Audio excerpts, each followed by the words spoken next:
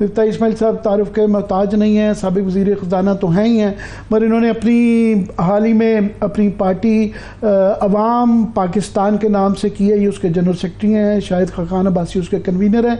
बहुत मुबारकबाद हो आपको पार्टी की। Good luck to you Mifta. Thank you sir.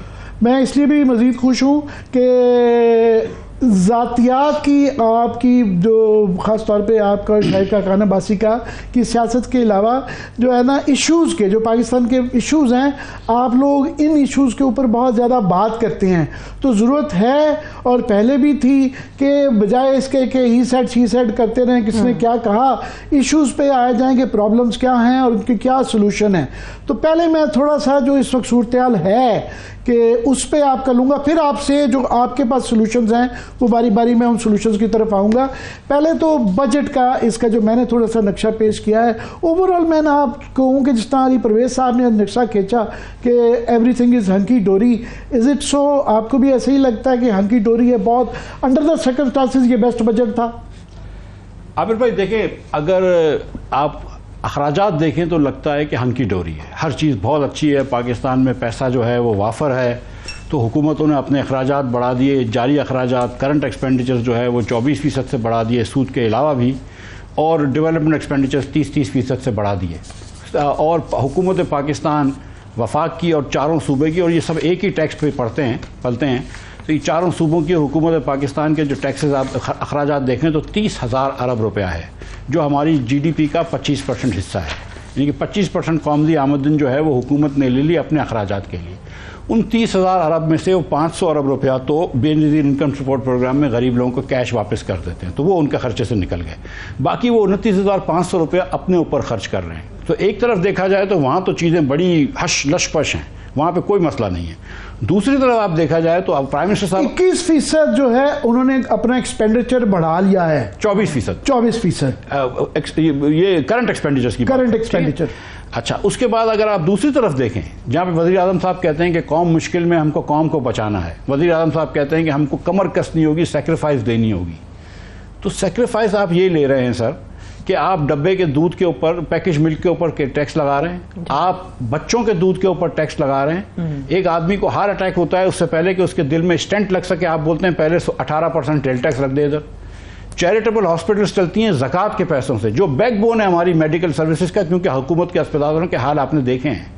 आप उनसे टैक्स ले रहे हैं ज़कात के पैसों पे 18% सेल टैक्स, ये आप ले रहे हैं क्या इस वक्त? अगर आप कमर कस रहे हैं, जब आप ये कह रहे हैं कि एक बिजनेस इंडिविजुअल से कह रहे हैं कि 49.5% टैक्स दो, सैलरी इंडिविजुअल से आप कह रहे हैं कि तुम 35% टैक्स दो, उसके ऊपर तुमसे हम सरचार्ज लेंगे, यानी कि टैक्स के ऊपर टैक्स लेंगे तो 38.5% टैक्स लेंगे 8 लाख की तनख्वाह से ज़्यादा। आप लाख रुपए की तनख्वाह वाले का आपने टैक्स डबल किया है, 75,000 वाले की तनख्वाह का टैक्स आपने डबल किया है। जिसकी 5 लाख रुपए तनख्वाह होती है उससे पहले आप 91,250 लेते थे। ये इस साल के अंदर महंगाई हुई, वो उसका परेशानी है, बिजली महंगी हुई, वो उसकी परेशानी है, लेकिन आपने कहा नहीं, हम 91,000 नहीं लेंगे, अब हम तुमसे 1,13,750 रुपए लेंगे, यानी कि 22,500 रुपए उसके भी टैक्स के पैसे बढ़ा दिए, 6 लाख वाले के भी बढ़ा दिए, 7 लाख वाले के भी बढ़ा दिए, वगैरह वगैरह। तो जब आप इतनी कुर्बानी कौम से मांग रहे हैं तो मुझे दिखाएं ना कि क्या कुर्बानी आपने दी है। कहीं हुकूमत का कहीं खर्चा कम नहीं हो सकता था? अगले साल आप प्रोजेक्ट कर रहे हैं कि 13.5% इन्फ्लेशन होगा, हम चले मान लेते हैं 15 होगा, आपने 24% करंट एक्सपेंडिचर्स कैसे बढ़ा दिए? मैं कहता हूँ सैलरी के पार्ट को रहने दें, चले सैलरी पिछले हिसाब से होनी चाहिए, आप लोगों की तनख्वाहें बढ़ा दें, लेकिन आपने ये पैसे बढ़ाए, आप करंट एक्सपेंडिचर की एक बहस रहती है कि ये लोकल बॉडीज को ट्रांसफर करें, सूबों को ही करने दें, कि वफाक के पैसे उनके अंदर बेताशा स्कीमें जो हैं वो घूम फिर के कई बेताशा हैं, वो सूबों के अंदर नालियाँ इस तरह है, उसके अंदर वफाक के प्रोजेक्ट की एक तुक नहीं समझ आती। बिजली आप महंगी कर रहे हैं, गैस आप महंगी कर रहे हैं, टैक्सेस आप बढ़ा रहे हैं, महंगाई और आ रही है, तो क्या करेंगे लोग फिर ये क्या करेंगे? मुझे बताएं कि लोग कहाँ जाएं? क्या ये हुकूमत जो है ये लोगों के लिए भी कुछ करेगी या सिर्फ सेक्रीफाइस करेगी? लोग एक पाकिस्तान वो है जो सिर्फ सेक्रीफाइस कर रहा है और एक पाकिस्तान वो है जो मरात ले रहा है। ये एक एक्सप्लेनेशन आई है कि जी काबीना के अरकान जो हैं वो तनख्वाह नहीं लेते, तो मैं बिल्कुल दरख्वास्त करूँगा खुदा के लिए तनख्वाह ले लें, जिस तरह आप कह रहे हैं बड़ी छोटी सी रकम है, 2 लाख रुपये से फ़र्क नहीं पड़ता, मगर वो जो बाकी पर्क्स हैं, वो जो सिक्योरिटी है, प्रोटोकॉल है, है, वो घर हैं, बिजली के जो बिल हैं वो जो लाखों में, मिलियंस ऑफ रुपीस में ये खर्चे बढ़ जाते हैं, कॉस्ट तो उसकी है। तो मगर अब वो कह रहे हैं कि हम शॉर्ट साइजिंग करेंगे, कमेटी बनाई है तो बाद में करेंगे। तो ये तो काफ़ी एक्सरसाइजेस होनी चाहिए अगर जिसने करना है। तो इतनी रिपोर्टें, इतनी कमेटियों की बेताशा आ चुकी हुई हैं, अगर करना हो तो ये पहले हो जाना चाहिए था। आमिर भाई, आपको ये काम करते हुए काफ़ी अरसा हो गया, आपको भी पता है कि कमेटी बनाने का मतलब ये होता है कि अब इसको, ये बात को छोड़ दो, वरना जब करना होता है तो वो काम हो जाता है। मतलब क्या बड़ी बात है, आपको तो पता है कि कौन सी मिनिस्ट्रीज जो है वो डिवॉल्व करी गई हैं, वो मिनिस्ट्रीज के अंदर आप ख़त्म कर दें काम उसका। आपको कमेटी की क्या ज़रूरत है, आप उस पर इम्प्लीमेंट करना शुरू कर दें। तो मतलब ये बातें सर, ये देखें, ये कमेटी हमने बहुत देखी है। प्रॉब्लम आमिर भाई ये है कि पहले एक ज़माने में हुकूमत के पास स्पेस होती थी, पाकिस्तान के पास स्पेस थी कि आप बैंकों से कर्जा ले लें, दुनिया भर से कर्जा ले लें, और कर्जा लेकर हम एक साल और निकल जाते थे। अब हुकूमत को इस माइंडसेट से निकलना होगा कि कोई कर्जा दे के हमको इस साल रिलीफ दे देगा या कोई इन्वेस्टमेंट करके हमको रिलीफ दे देगा। अब हमको रियल रिफॉर्म्स करने होंगे। ये जो वज़ीर आज़म साहब के ऊपर जो मैं ये बात कर रहा हूँ कि जब आप रिफॉर्म्स की बात करते हैं तो क्यों नहीं किया इस साल, ये साल क्यों ज़ाया कर दिया? जिस दिन आपकी हुकूमत बनी थी उस दिन आपको NFC की बात करनी चाहिए थी। आपको पता है, मैं आपको एक बात बता दूं कि पाकिस्तान के अंदर कोई फिस्कल हल नहीं है मां सिवा इसके कि NFC को अंदर सूबे के शेयर्स कम किए जाएं, कोई, वरना आप महंगाई बढ़ती रहेगी, गुर्बत बढ़ती रहेगी और आपका बजट का खसारा बढ़ा रहेगा। ये बात याद रखिएगा सर कि इस साल जितने भी लोग गुर्बत के नीचे हैं, अब शायद 10 करोड़ हो गए हैं, इस बजट के बाद 1.5 करोड़ आदमी और गुर्बत के नीचे जाएगा। इसका मतलब ये कि उसके बच्चे जो हैं वो रात को भूखे सोएंगे। ये आपके गलत फैसलों की, ये पॉलिसीज़ का ये रिजल्ट आता है। तो जब तक आप अपनी पॉलिसीज़ को दुरुस्त नहीं करेंगे, जब आप सरचार्ज लगा सकते हैं सैलरीड एम्प्लॉइज़ के ऊपर, तो आप सूबों को नहीं कह सकते कि यार 10% तुम लोग भी अपनी टोटल रेवेन्यू को कम कर दो और हमको वो उसमें से वफाक को वापस कर दो, हम थोड़ा सा कर्ज कम कर देते हैं, वॉलंटरली कम कर दो। 4 में से 3 सूबे तो आपके हैं। आप अगर 3 सूबे देते हो तो शायद PTI वाले सूबे के ऊपर भी प्रेशर आ जाता, वो भी वापस करता, 1000 अरब रुपए आपको ये मिल जाता, आपको फिर टैक्स लगाने की जरूरत नहीं पड़ती। सर वो तो कहते हैं कि ये हमारी खुद मुख्तारी पे हमला, अगर NFC के ऊपर गवर्नमेंट की तरफ से कोई बात आई तो सूबे तो इसके लिए तैयार नजर ही नहीं आते, फिर किस तरह से गवर्नमेंट बात करे उनसे?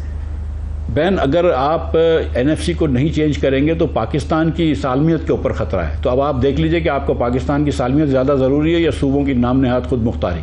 और ये नाम नहाद इसलिए कह रहा हूँ कि हम जानते हैं कि कितने खुद मुख्तार हैं वो सूबे। ये सूबे खुद मुख्तार हैं या उसके अंदर ख़ानदानों की इजारादारी है, ये भी आपको बात देखने की है। और ये कौन सी फेडरेशन है कि जब आप NFC अवार्ड बढ़ाते हैं तो कोई मसला नहीं है, लेकिन कम करें तो ख़तरे में आ जाए। तो इस पे एक्चुअली तो बहुत ज़्यादा डिबेट होने की ज़रूरत है कि ये सिर्फ मादर पिदर आज़ादी नहीं है कि आप सोर्सेज लेने की बात करें, आपकी जो जिम्मेदारियाँ हैं इन रिटर्न वो ना पूरी की जाएँ। जो स्पिरिट थी इसके पीछे, 18वीं तरमीम के पीछे, और उनको ये देने की, वो लोकल बॉडीज़ फॉर एम्पावरबल टियर को एम्पावर नहीं किया गया, सूबों ने अपना हिस्सा ले लिया। तो इस पर बहस करने की ज़रूरत है। पर मैं एक आपसे समझना चाहता हूँ, वो ये जो फार्मूला है कि आप 4000 अरब रुपए के मजीद टैक्सेस लगा रहे हैं, 40% के करीब आपने बढ़ा दिए हैं, साथ में आप क्लेम कर रहे हैं कि जनाब हम एक्सपोर्ट्स भी बढ़ जाएंगी इससे और हम ग्रोथ भी 3.5 3.8 तक जैसी बातें कर रहे हैं। ये कैसे होगा सर? ये नहीं होगा। आपने जो टैक्स लगाया है इस साल, वो हर पाकिस्तानी के ऊपर औसतन 16,000 रुपये का नया टैक्स लगा दिया है। क्योंकि पहले पाकिस्तानी जो थे वो 44,000 रुपया हर पाकिस्तानी टैक्स देता था, अब 16,000 रुपये का और लगा दिया, तो 59,000 रुपया हर पाकिस्तानी से टैक्स ले रहे हैं। ये हुकूमत चलाने का आधा खर्चा, इसके अलावा आधा आप कर्ज भी ले रहे हैं। ये जब आप टैक्स ले रहे हैं, मुझे बताइए कि इसके एवज आप क्या दे रहे हैं? आप पूरे पाकिस्तान में किसी थाने में जाके फ्री में FIR कटवा सकते हैं बगैर पैसे दिए? या आप आपकी गली से कूड़ा उठावा होता है? मैं कराची में रहता हूँ, कभी पानी आ जाता है नल के अंदर क्या? कोई मतलब 80 लोगों की इस साल फौतगी हो गई है कराची में आम रॉबरी के अंदर। आप मुझे बताइए कि पूरे पाकिस्तान के अंदर 78% 10 साल के बच्चे जो हैं वो 2 जुमले नहीं पढ़ सकते अपनी किसी भी ज़बान में, उर्दू हो या सिंधी हो, जिस ज़बान में उनको पढ़ाया 78% पाकिस्तानी नहीं पढ़ सकते। तो सूबे जो 1.5 खरब रुपया खर्च कर रहे हैं, 1.5 खरब रुपया एजुकेशन के ऊपर, वो पैसे का क्या फ़ायदा हो रहा है? स्कैंडिनेविया में लोग 60% 70% टैक्स दे देते हैं क्योंकि उनको सोसाइटी जो है, रियासत जो है वो इतनी सहूलियात देती है कि उनको तकलीफ नहीं होती। आप ये कह रहे हैं कि हमारे यहाँ रियासत दे कुछ रही है, मांगती जा रही है। सर आप अब इस वक्त हमारा जो हाईएस्ट टैक्स ब्रैकेट हो गया है फॉर बिजनेस इंडिविजुअल्स वो हो गया है 49.5%। ये कनाडा और यूएस से ज़्यादा है और वहाँ पे क्रेडिट टू ग्रेव सर्विसेज मिलती हैं। यहाँ पर आपने क्या दिया है किसी को? मतलब आप उसके अलावा पासपोर्ट के अलग इतने ज़्यादा पैसे लेते हैं, आप नादरा के अलग पैसे देते हैं। किसी दिन नादरा के ऊपर जाके देख लीजिए कि 11-11 बजे तक रात के लाइन लगी होती है नादरा के बाहर।